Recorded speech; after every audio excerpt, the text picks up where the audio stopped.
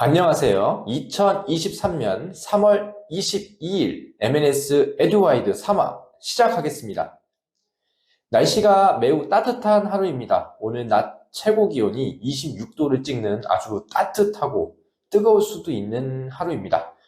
그래서 일교차가 매우 심한 만큼 감기 조심하시길 바라겠습니다. 오늘의 MNS 에듀와이드 3화 주제는 더욱더 거세지는 이과 쏠림, 올해는 역대 최고에 대한 소식으로 한번 내용을 다루고자 합니다. 요즘 신조어로 이과 침공, 문과 침공, 문송합니다 라는 말을 들어보신 적이 있으실 겁니다. 더욱더 심화되고 있는 대입 입시의 현실입니다. 어떤 내용인지 좀 더 자세하게 들여다보도록 하겠습니다.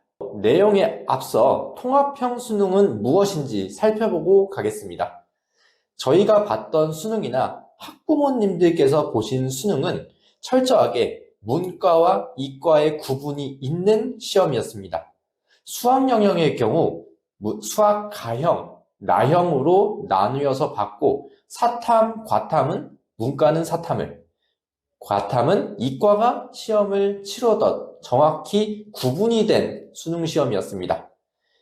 하지만 이제는 2015 개정교육과정으로 인해 문과, 이과, 계열 구분 없이 공통과목과 진로 선택 과목으로 선택하여 보는 수능으로 바뀌게 됐습니다. 그래서 우리가 수능 같은 경우에는 국어 같은 경우에 공통과목과 언어와 매체, 화법과 작문으로, 수학 영역의 경우에는 공통과목인 수1, 수2, 그리고 확률과 통계, 미적분, 기하의 선택 과목으로 선택해서 시험을 보게 되고요. 사탐, 과탐 섞어서 봐도 되는데 최대 2과목까지 선택하여 볼 수 있도록 돼 있는 수능이어서 문이과의 구분이 없는 수능이다 해서 통합형 수능으로 불리게 됩니다.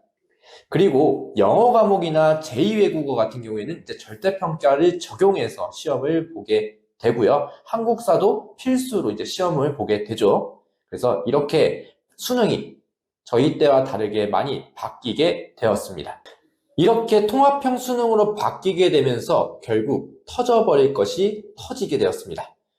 원래 2024학년도 자연계열 선택과목 지정학교 목록입니다. 우리 지금 목록을 보시면 저희가 알고 있는 대학 대다수, 특히나 인솔에 있는 대다수 학교들이 이렇게 미적분, 기하를 선택한 자연계열 학과들이 대부분 이 미적분과 기하 중에서 선택하게 되어 있습니다. 그리고 과학도 마찬가지로 탐구 과목을 선택했을 때, 과탐을 선택했을 때 지원할 수 있는 학과 목록도 마찬가지입니다. 올해 2023학년도 수능 수학 선택 과목 응시자 비율입니다. 생각과는 다르게 확률과 통계가 가장 많은 지원율을 보이고 있습니다.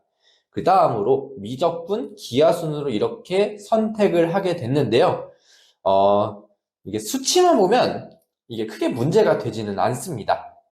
하지만 2023학년도 수능 수학 1등급 분포 비율을 보면은 문과, 이과 비율에서 이과가 무려 88.9%의 1등급을 차지하게 되고요. 그 1등급 과목 중에서 보면 미적분, 기하를 선택한 이과생의 비율이 무려 93.45%인 것을 확인할 수가 있습니다.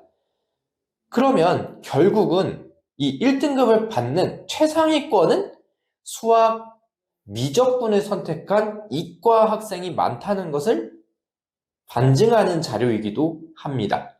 또한 올해 2023학년도 수능, 수학 등급 컷을 보게 되면요. 같은 원점수, 같은 100분이 1등급을 받았습니다. 근데 확률과 통계에서는 1등급의 컷이 원점수 88점이고 표준 점수가 133점이면 이제 맞은편에 있는 미적분 1등급 원점수는 84점, 훨씬 확률과 통계보다 4점이 낮은데 표준 점수는 135점으로 2점이 더 높습니다. 그렇다 보니까 확률과 통계와 미적분의 지금 선택 과목에 대한 이 같은 1등급일지라도 표준 점수가 2점, 3점 차이 나는 것을 볼 수가 있습니다. 자, 이 부분이 심화가 되면요, 선택 과목에 따라서 수학 등급만 봤을 때도 최대 표준 점수 차이가 3점에서 5점 차이가 난다는 것을 볼 수가 있는 거죠.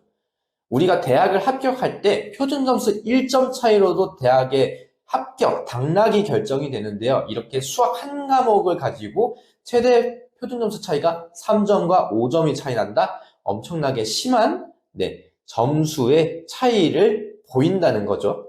자, 이런 상황이다 보니까요. 2020년을 기준으로 다시 이과 선택 비율이 46%에서 지금 현재 작년에 봤던 2023학년도 수능까지 50%를 달성을 했고요. 앞으로 내년, 올해 수능인 이제 2024학년도 수능, 그리고 그 이후로도 계속적으로 이과의 쏠림 현상은 가속화될 것으로 보입니다. 그래서 50%를 더 넘는 인원이 이과를 선택할 수 있다는 점입니다. 자, 이과 쏠림 가속화 현상이 더욱더 심화된 점은 바로 이 내용이지 않을까 싶습니다. 자연계열로 우리가 서울과기대 자연계열의 성적을 받았는데 이 성적을 우리 인문계열로 돌아왔을 때 인문계열로 돌아가게 되면은 연세대 국문학과, 즉 인문계열인 연세대를 지원하고 합격할 수 있는 점수로 바뀌게 된다는 점입니다. 이렇게 되다 보니까 이과생의 문과 침공은 더욱 거세질 전망이며 이과생이 인문계열로 진학 시 페널티가 없습니다. 오히려 인문계는 이공계 계열의 과목인 미적분과 탐구 과목을 공부하지 않았기 때문에 자연계열로 교차 지원이 불가능한데 반대로 이과 계열에서 문과 계열, 인문 계열로 진학을 할 때는 그 페널티가 없습니다. 그렇기 때문에 이제 많은 이과생들이 더욱더 문과 계열로 진학할 수 있는 계기가 마련된 것이며 특히나 우리는 우리 사회 풍토상 학과보다는 학교를 더 우선시하는 경향이 있습니다. 그래서 학과보다는 좀 더 높은 레벨의 학교를 진학하기 위해서 인문계로 교차 지원을 하는 경우가 많게 되었습니다. 그래서 점점 더 수학 과목의 경우에는 미적분을 선택하는 인원이 점점 증가하고 있고요. 교차 지원의 관심도도 작년에 비해서 9% 더 상승한 54%의 교차 지원 생각도 고려하고 있다는 점입니다. 이것은 2022학년도 통합수능을 치르고 교차 지원이 가능한 점수를 예측한 데이터 자료입니다.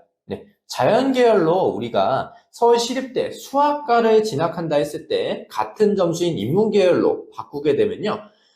고려대학교 영어교육과 혹은 연세대 교육학부로 진학을 할 수가 있게 됩니다.